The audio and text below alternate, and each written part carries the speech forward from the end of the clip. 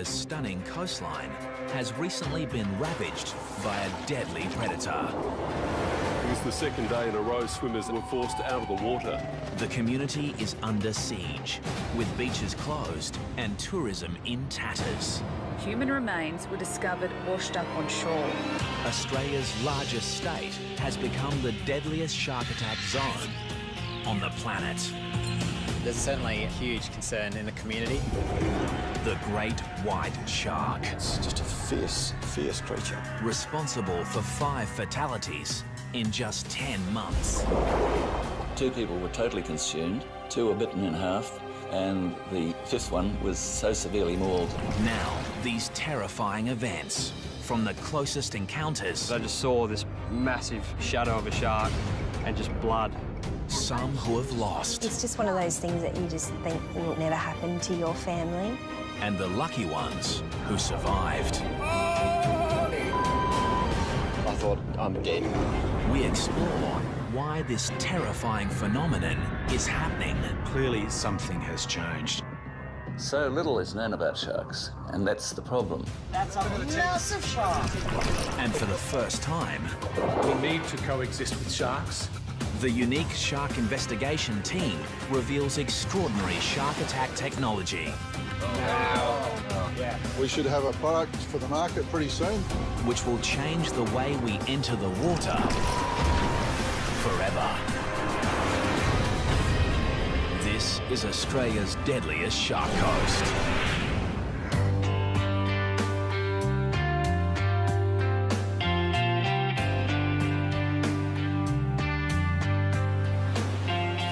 Western Australia's coastline spans over 12,000 kilometres of some of the most beautiful beaches in the world. But recently, they've become the most dangerous. Western Australia had a charm period between 1925, when there was an attack at Cottesloe, and 2000, when Ken Crew was taken at North Cottesloe. That's a period of 75 years in the metropolitan area. But attacks have escalated in recent years. We've had 10 since 2005, and we've had 5 in less than 12 months. This unprecedented spate of fatal shark attacks has triggered a wave of fear amongst the West Australian community. The impact has a profound effect on the lives of many, especially those unlucky enough to witness these horrific events. I'll just pull the car up there and drop it in just there. It's cooking. 22-year-old surfer Matt Holmes travelled 2 hours north from Perth with his mates to a popular surfing location called Wedge Island. Yeah, we were just so excited to run around throwing the ski in as quick as we could to get out there. Together, they'd had years of experience surfing the West Australian coast. But there was nothing that could prepare these 3 young men for what was about to happen. It just looked so safe out in that water. Just felt like a perfect day. Using his jet ski, Matt began towing his friend out to the breakers, where they could take turns surfing the waves. We'd been in the water for, I reckon, an hour and a half. We were just towing up to 2 blokes that were probably 100 metres away, and I signalled to Nathan to turn around. I looked back forward and just saw some guy just get attacked by a shark. Matt watched in horror as the 5-metre great white shark moved through the waves like a torpedo. It sort of hit him and then drove him into the water. Just water going everywhere. And within 5 to 10 seconds, the thrashing just turned all red. And there was blood. Matt quickly took his friend into shore. The guy's mate, he was just screaming at me. My mate's out the back. And I just remember holding the jet ski just flat out. I was just flying through the waves. And as I got close to the guy, a set came and I just hit the set flat out and I was just airborne. And when I was airborne, I looked over and I just saw this massive shadow of a shark and just blood. I just wanted to get him out of the water. I was so focused on getting him, I was leaning down off the side and the ski was rolling, and I heard like a thrash of a tail, and I turned behind me and the shark was behind the ski and just followed me around. I felt it nudge the ski and I just thought, oh, I'm going to roll over here. The great white then began to exhibit the behaviour of a top-order predator. And the shark just slowly just followed me around and was just sort of eyeballing me. It was just fending me off the guy. Just the way it was just hugging me off him, I couldn't get any closer. They say they bite humans and let go. This shark was determined. This shark was fending me off the body. This shark wanted him. Despite placing his own life at risk, Matt's efforts were to no avail. As I got closer to him, he just took the rest of him and dove off into the white water. No one on the beach that day could predict the horrific events that unfolded so quickly and that tragically took the life of Ben Linden. He was 24. His body was never recovered. Witnesses say the shark was at least 4 to 5 metres. With one bite, it cut the young victim clean in two. Ben would become the 5th shark attack victim in less than 10 months, and Western Australia would earn the unenviable title as the world's deadliest shark coast. Several beaches were closed yesterday. It was the second day in a row swimmers were forced out of the water. There's no doubt attacks are up. The question is why. As the media feeding frenzy on shark hysteria gathers momentum, A killer shark is prowling Western Australia's southwest coast. the authorities launch a full-scale shark task force to investigate why this is happening. The government had to respond to a situation of 5 fatalities. That was unusual, and clearly something has changed. I'm of the view, whether it's scientific or anecdotal evidence, that the number of sharks have increased, and that has proved to be a threat. Investigations into all 5 recent shark fatalities reveal just one suspect. The great white shark, recognised as the fiercest predator on the planet. Many believe their protected status over the past 15 years may be to blame. The great white shark's been protected in Australia since 1997 and in Western Australia for the same period. One of the enduring theories is that since their protection, their numbers have exploded. So what is drawing the sharks into the Western Australian coastline? To be honest, it's a really difficult question to answer. I think that there are definitely times of year where sharks are more common off of the WA coast, and there are times of year when they've kind of left the coast and have gone to other regions. Theories include the resurgence in whale and seal populations along the coast, while others believe a decrease in fish stocks has the sharks coming closer into shore looking for food. You know, there always has been sharks, but not like there has been the last few years. They're following the prey boats around while they're pulling pots every day. Sharks, and it'll probably be the same sharks, are following the boats because they're letting go of their old bait. And also it's attracting the smaller fish at feeding on that bait as well, so it's a very easy feed for them. Scientists believe a significant rise in the ocean's temperature may also be bringing sharks closer into the coastline, looking for cooler pockets of water. White sharks are more common in cooler temperate waters, but they do move very large distances out of those typical temperature regimes. The Department of Fisheries launches an extensive shark monitoring program to investigate the great white's movement patterns. The thing about white sharks is that they're an inherently difficult species to study, and the research we're embarked on now is probably going to take a number of years before we have any conclusive answers about how the sharks are using waters off Western Australia and how that relates to the frequency of shark attacks we've had in the last year. If the scientists were honest, they would give us those 3 little words, which are simply, we don't know. So little is known about sharks, and that's the problem.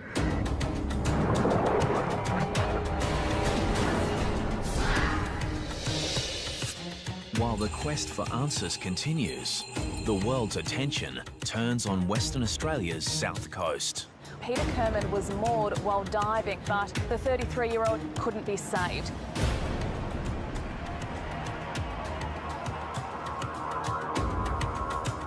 On a windswept beach south of Perth, Sharon Burden weeps alone.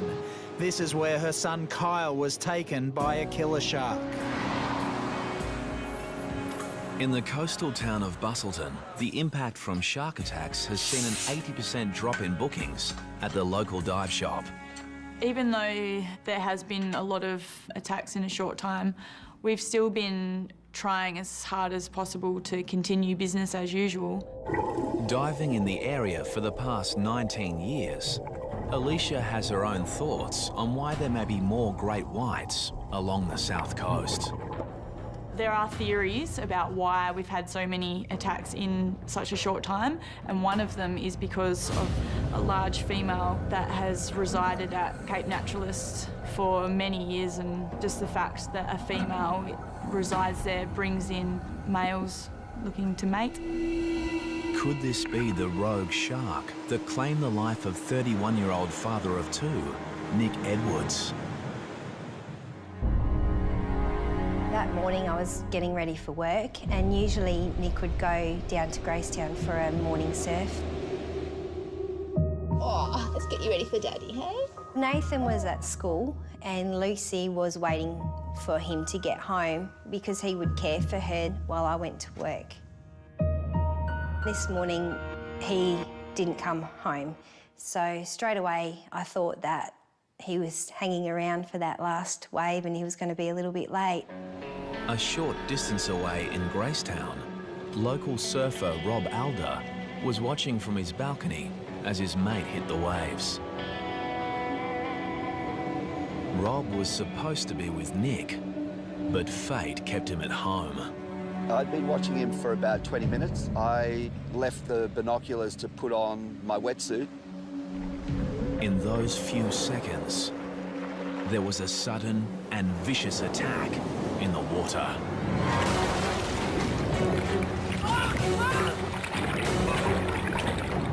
I came back to the binoculars and saw just a half a board bobbing around, and I thought maybe he'd had a heavy wipeout and possibly broken his board, which is not uncommon here, and that he'd surfaced. But I let a couple of waves roll through and he didn't come up, and then I figured something wasn't right. And so I jumped on my bike after calling the sea rescue. As I was cycling down the path, there was somebody running back up yelling, "Shark, shark." When I arrived down here on the point, my friend Craig was already in the water up to his waist. He started waving at me furiously, so I ran down to where he was. He was handling a person, obviously a surfer. He had a wetsuit on, and he was trying to get him out of the water, but the rocks are really difficult here. So together we managed to lift him, and it was then that I realised he'd been attacked by a shark. But in the frenzy, Rob had not identified the shark attack victim. He was about to get the shock of his life. There were quite severe lacerations on his upper thigh and the calf of his right leg. Nick. As they assess the victim's injuries, Rob Alder is shocked to discover it's his surfing buddy, Nick. Here, pressure here. I took the leg rope off my board and wrapped it around his thigh as a tourniquet and started CPR and mouth-to-mouth. The fellow surfers desperately tried to revive Nick until the paramedics arrive. Is it yummy, baby? Meantime, Nick's wife, Melissa, is at home, oblivious to the drama that is unfolding. At that time, I was quite anxious and I started ringing the hospital. Yeah, can you tell me if someone's been admitted by the name of Nick Edwards? I thought something may have happened to him, like, you know, was hurrying home and had been in an accident. Around 20 minutes after he'd been dragged unconscious from the water, Nick Edwards was rushed by paramedics to Margaret River District Hospital. At this point, Melissa had become quite frantic. She had heard news there'd been a shark attack where Nick had been surfing. I've rung my family and said there's been an attack and I'm quite worried about Nick. I can't get in contact with him. Mrs. Edwards. And then there's a knock at the door and the police are here. I hear about your husband. They say that there's been an accident and straight away, I guess, I just knew what the news was.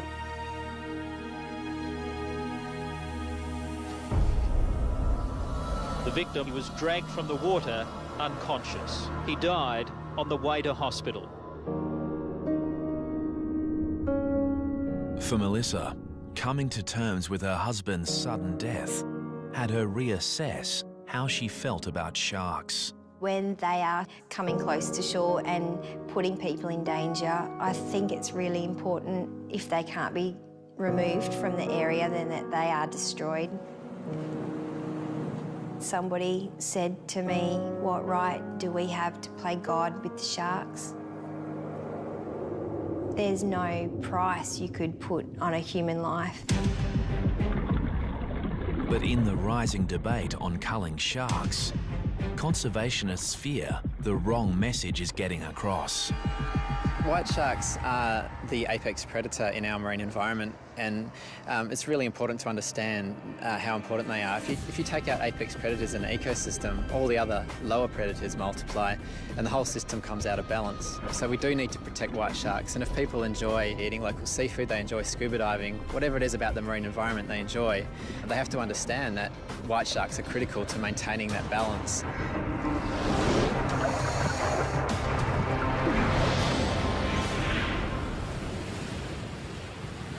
In Perth, daily shark sightings forced the closure of many popular swimming beaches. But despite the increased shark threat, there are still a few brave souls who aren't afraid to venture into the water. I'd like to welcome everyone aboard Blue Destiny. My name's Mark, I'm the skipper. Today, divers are heading to the northern tip of Rottnest Island, a popular tourist island just off the coast of Perth. Do you want to see a shark? Hope so. With some trepidation, they're about to dive the exact same location, which only 12 months ago was the scene of a horrific shark attack.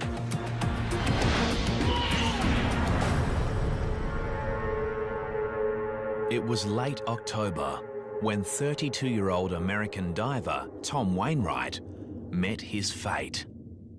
Anybody who's taken by a shark is unlucky, and Tom Wainwright was particularly unlucky. There had never been a shark attack at Rottnest in all the 100 and something years that people have been going there. Sergeant Pete Bayan was on duty that day. He was called to investigate the circumstances surrounding the attack. Tom and his two friends, Alison and Justin, had decided to go diving on the north of Rottnest. They're all qualified divers. But despite being with his two dive buddies, Tom decided to dive solo. It was a fateful decision, as moments after entering the water, Tom was attacked by a 4-metre great white shark.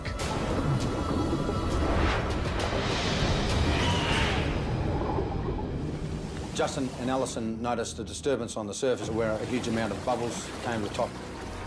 Along with the bubbles came a large amount of blood, and Justin and Alison knew their friend was in grave danger. They've gone over to where Tom is and they managed to pull him on board. They saw that he'd received a massive injury to his left side. His left arm was missing and there seemed to be a circular bite from the top of the shoulder, which had gone around through to the centre of his chest and out to through to his left hip. So it was like a half-moon shape that had gone. It was a brutal, savage bite. Shark hunting patrols are resuming this morning for the great white that's believed to be responsible. Tom Wainwright would become the second shark fatality in less than 2 weeks, following the disappearance of a swimmer at the beach suburb of Cottesloe.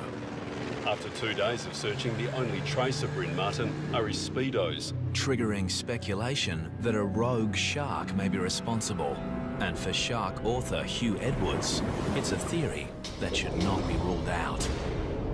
It is not unlikely that you've got one shark that is either old and finding natural prey difficult to catch, or has found how easy human beings are to catch. The problem is it's very hard to collect direct evidence of what shark's been involved in an attack. But based on all the circumstantial evidence, such as the size of the shark, the locations, the periods between shark attacks, there's not a very strong case that the same shark has been involved in all of our attacks over here. Serial offender or not, the Western Australian government moves to allow the killing of any shark that poses an imminent threat. If a shark is staying around a popular tourist beach area and staying within that vicinity, it's got to feed. That's the harsh reality, so there is a threat there. I take a view that we have a responsibility to protect people using the beach, particularly families and young children.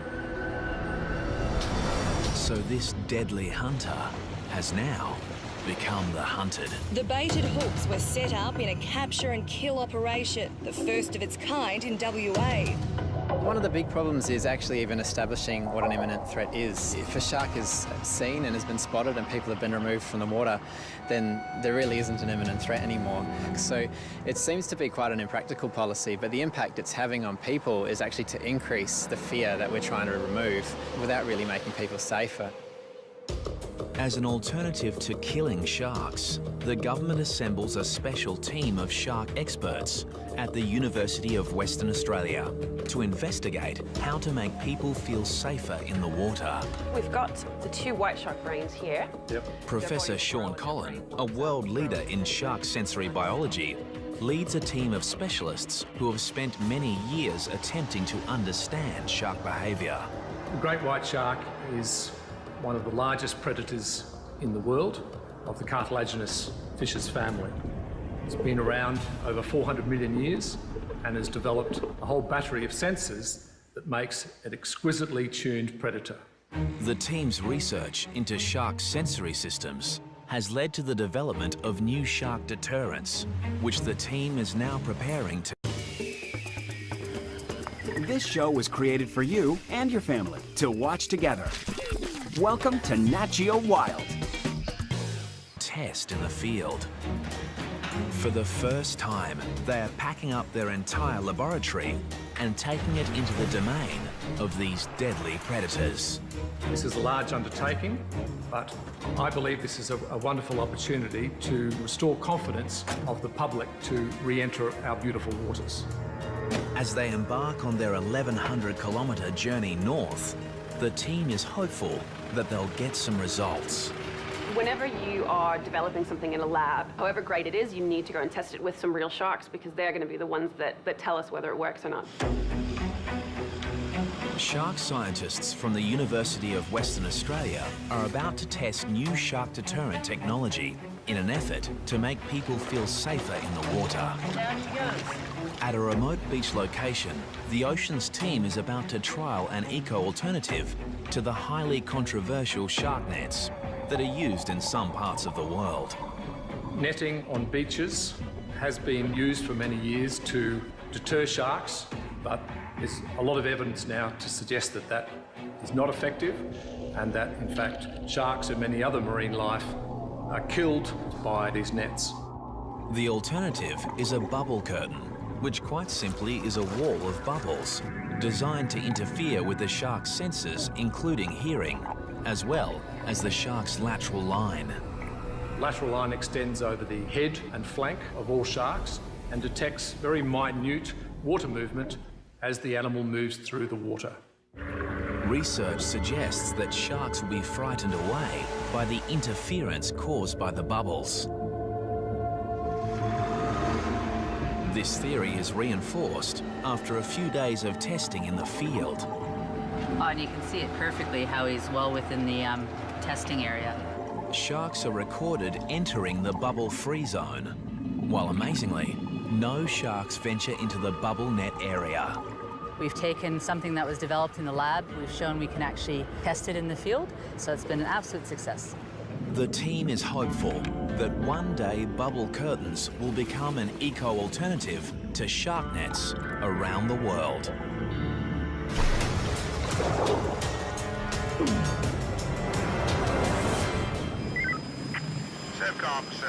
Back in Perth, shark patrols are stepped up to combat the increased shark activity. A massive 4-metre white pointer shark, half the length of the water police boat. Where's the nippers? Here, the rescue helicopter spots this deadly predator, lurking frighteningly close to a group of children. Hundreds of teenagers were forced out of the water. They were competing in a surf lifesaving carnival when the monster was spotted. Meanwhile, off the WA coast, the Department of Fisheries Shark Monitoring Program uncovers some interesting information. We've monitored 16 sharks off the Perth coast now. All of them have done things very differently while they're here. Some sharks are simply passing through, spend very little time here. Other sharks are here over more extended periods. The monitoring program includes the use of new satellite receivers, enabling shark alerts to be posted on social media sites when tagged sharks swim into populated areas. Stay out until the flags go back up. The siren's just gone. But it's the untagged sharks which pose the biggest threat to beachgoers. And for that, it's up to the surf lifesavers. Surfcom, this is Sorrento Patrol. Volunteer surf lifesaver Bernie Williams knows firsthand how vulnerable we are in the ocean. A group of friends decided we'd like to get a scuba ticket. So that was probably 30 years ago, and I've enjoyed it ever since, till recently. A few years ago, Bernie was with these same friends, diving an ocean reef off the coast of Perth. We're just cruising along the reef. I heard a boat coming quite close to our boat where he'd been anchored. So while Brian and Jenny carried on the reef, I went up to the surface, checked, couldn't see a boat near our boat. So I then came back down. I couldn't immediately see my dive buddies, Jenny and Brian. Suddenly alone in the ocean depths, Bernie searches for his friends. And then, out of the blue comes his worst nightmare. A 4-metre great white shark on the attack. I just felt this sudden impact on my side, and I was pushed through the water. I saw a big black eyeball within about 5 centimetres of my face. My arm was in its mouth, and the alarm bells just went off in my head. Miraculously, Bernie managed to free his arm from the massive jaws and was able to make his way to the ocean floor to seek shelter. Then my arm really started hurting quite badly, and the water started getting a very polluted look to it, a very sheeny look to it, and I realised that I was bleeding quite badly. Things couldn't get much worse for Bernie until the great white continued to stalk its prey. The shark was just circling. I had my spear gun with me. To fend the shark off, I poked it in the nose as it brushed me. I think it knew that it had a meal there. I was tucked up against the reef watching the shark when I felt someone touch me on the shoulder, and it was the dive buddies. Literally, as soon as I felt the touch of my shoulder, the shark just turned around and it disappeared. But Bernie's ordeal wasn't over yet. That trip from the bottom to the surface had to be the most frightening trip you could ever think of, because the speed of these sharks, it could have quite easily attacked us and made mincemeat of us in the water. Finally, they reached the surface, and with the help of some nearby fishermen, all 3 divers make it to safety. Bernie realises it was a lucky escape. He attributes his survival to a portable shark repellent device. My belief is one of my dive buddies, Brian, was wearing a shark shield, and I think that probably deterred it because it just took off. The shark shield works by emitting an electrical current that theoretically deters sharks within a 3-metre radius of the device. Shark right at the surface. Big one. Right now, the shark shield is being tested by the oceans team off the WA coastline. So we're just attaching the shark shield to the top of the rig here. The scientists have baited and set a number of stereo camera rigs, and all they have to do is wait. Recent testing using the shark shield on great whites showed the device had a clear effect on the animal's behaviour. But it also showed that the shark was not repelled in all situations. Essentially, if a long enough period of time was given, the sharks would eventually still take the bait while the device was active. And so, really, it's still a little inconclusive as to whether this device is really functioning as effectively as it could do. Yeah. And when the scientists review the footage from their own experiment... And he just got us out. On the nose Yeah, he got it on the beak. The results reinforce the theory that the sharks get used to the device over a period of time. Yeah, he's now straight away coming back. Yeah. So really what we need to do is look at ideas on how we can actually change the electric field so that when those sharks come round again, they're not presented with the same original source. It's actually a different field. And so this would then continue to be an effective repellent over a long period of time.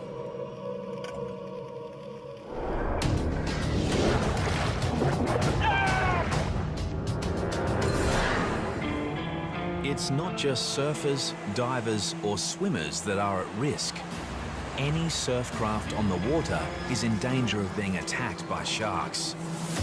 As Martin Kane discovered while surf skiing with friends at a popular beach just north of Perth.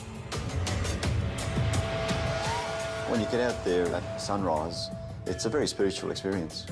It's just a great way to start a day. It was on one such day that Martin and friends encountered a pod of dolphins, a stunning and quite common event. Except these dolphins were behaving strangely. There's about 5 dolphins on my right as I passed by. We're actually huddled up together in a very tight formation, almost floating. We stopped for a while. Martin stopped, but a few of the rest of us stopped for a bit longer because we were so interested in it. Martin began to paddle off, leaving the group behind. And at that moment, a 3-metre great white shark began moving towards him at a speed estimated to be up to 45 kilometres per hour. And then this almighty crash and bang. So I grabbed the ski in its jaws, lifted it up in the air, probably 2 or 3 metres, and then I toppled out on the front. Martin's screams went through the air, and all I could see was the ski being spun around and just thrashing and splashing. When Martin finally surfaced, he realised he'd been attacked by the world's deadliest predator. It was just an awesome power of this thing. The tail was just going, you know, left to right like this, and the head was going in the same direction. And I could hear a sort of a hum coming off, you know. Just an amazing, just a fierce creature, absolutely, you know, going ballistic. The shark had ripped a huge hole in Martin's surf ski, and he was 150 metres from shore and even further from his friends. I was swimming to shore, felt like in concrete almost. And all I was thinking of, perhaps he's going to take my legs, or I get chopped in two. With the great white right behind him, Martin was now swimming for his life. All that was going through my mind at the time was, I'm dead, perhaps he's going to take my legs, or I get chopped in two. Luckily for Martin, his friends Kim and Dale were quick to react. Dale said, get on the back of the ski. So I scrambled up like a mad cow and nearly tipped him into the water.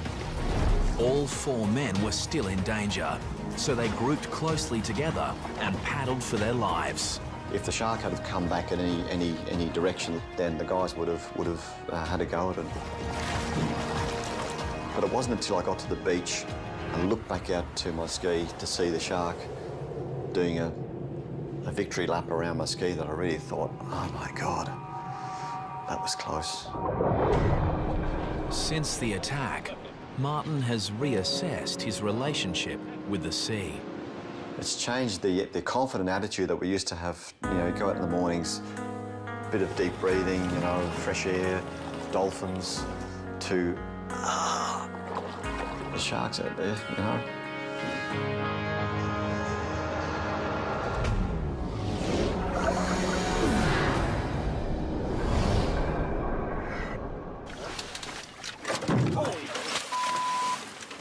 You almost took the motor off.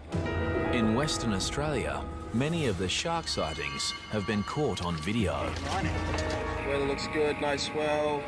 And none more chilling than this footage, taken by freediver Nathan Podmore while on a diving expedition 4.5 hours north of Perth. Hopefully there's a few fish about. When Nathan and his friend Dave enter the water, there are a few fish about, but just not the ones they were expecting. In the water for a couple of minutes. And just next minute, just heard Dave just scream my name. There was definitely something in his voice that just said, we're in a bit of strife. And turned around and it's just like, whoa. The two young men are confronted by a 4-metre great white shark. It was unbelievable. Just look, they're like a torpedo underwater. They're absolutely massive. And it came in straight at us both, and it sort of just broadsided in front of us. I had a good opportunity to just give it a good whack, sort of as hard as I could whack. I punched it in the side of its face, and it didn't like it much.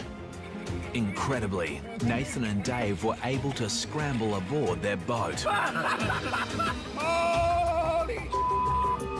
You don't see one of them every day, and you don't want to see one of them every day. It's something extraordinary.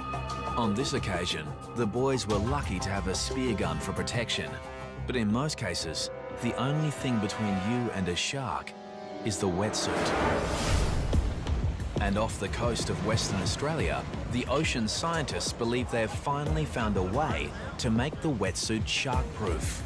Dave, so these are some of the wetsuit designs that we've come up with using... After years of research, they're about to test new wetsuit prototypes, which have been designed in conjunction with a leading product developer.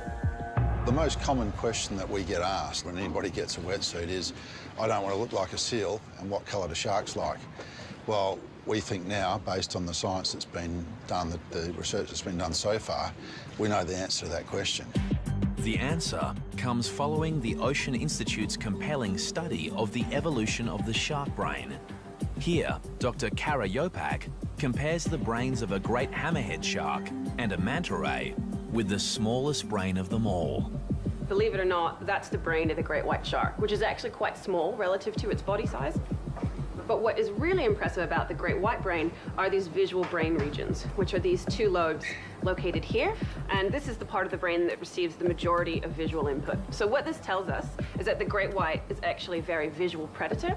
And so it's far more likely that using a visual repellent is going to be more effective in this species.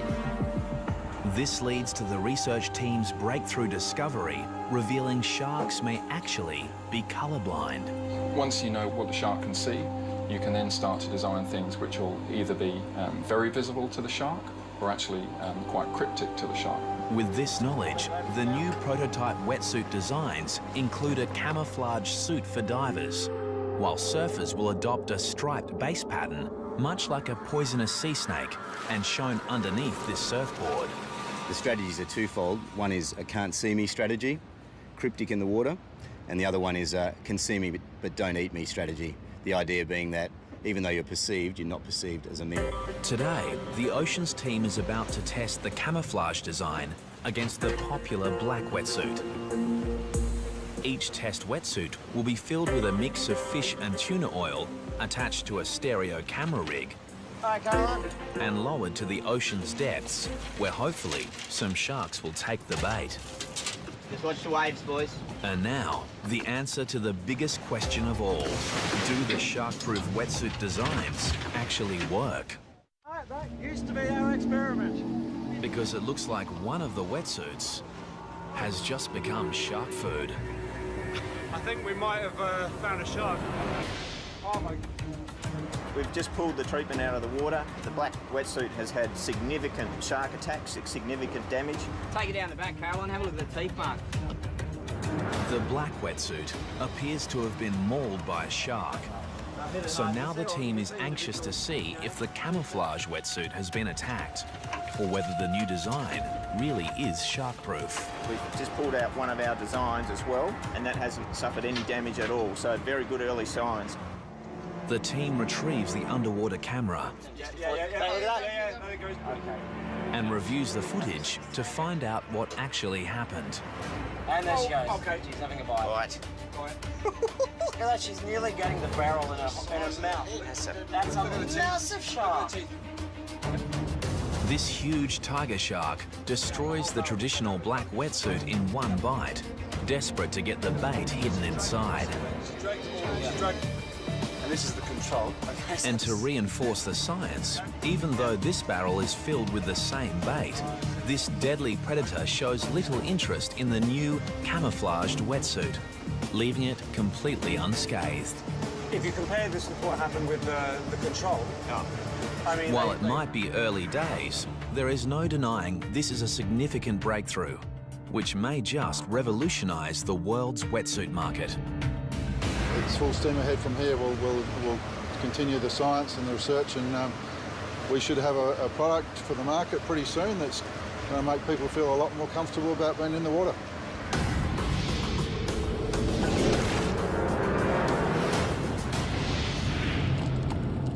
Any encounter with a great white shark is going to leave its mark. It's down there, eh? And for Matt Holmes, it has had a profound effect. Every night, the whole thing goes through my head. And what I could have done different, and if what I did was enough. Today, Matt has returned to the beach where a great white shark claimed Ben Linden's life. Still remember going out through here, just flat out. But he can only watch on as his friend takes their beloved jet ski out for a spin. I struggle to go out on the boat for a fish nowadays. I just feel like it's all going to happen in front of me again. Just never thought it would happen, but unfortunately in WA it's happening all the time.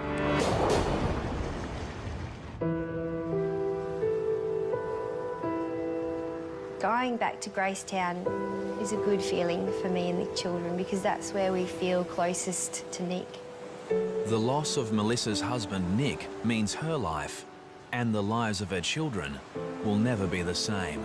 Because Lucy's quite young, we go down onto the sand and there's a cross still in the sand, so she decorates it and plays in the sand.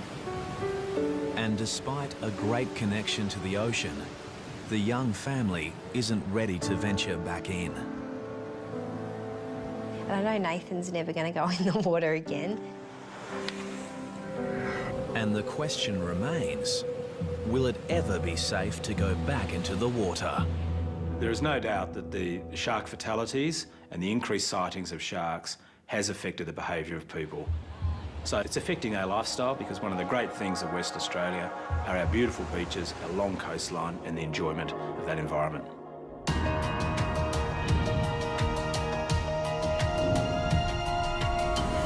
Despite the great white shark being the apex predator of the world's oceans, That's a massive shark.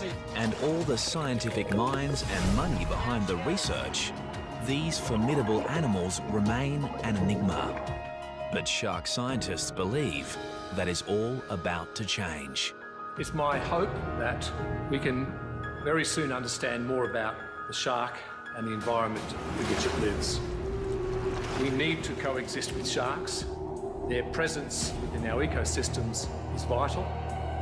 At the moment, the only certain things we can say is that there will be another shark attack. We don't know when and we don't know where.